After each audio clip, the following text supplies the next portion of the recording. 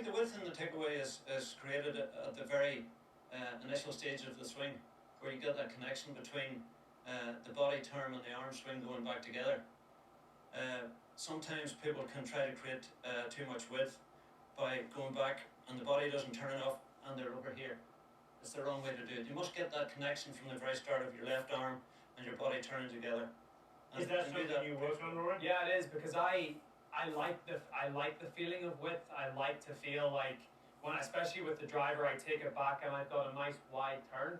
But if everything doesn't work away together and all of a sudden you do this, you're so out of sync and you're disconnected, and then you're going to have to compensate at some point during your swing. So yeah, for me, I love that feeling of width, but it all has to turn back together as one unit.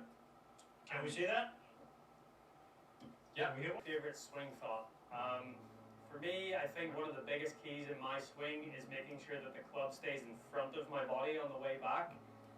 So anytime, if I keep the club in front of me here, that just makes the rest of the swing a lot easier. Sometimes if the club gets behind me early, then it makes it more difficult, and the club has to travel a lot further to get back to the ball.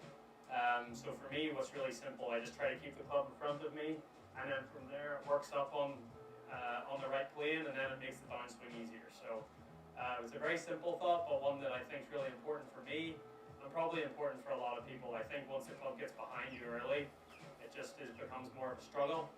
So I'll try to demonstrate it here. Here, keep the club nice and in front of you on the way back, and then from there you just swing. Nice bit of width.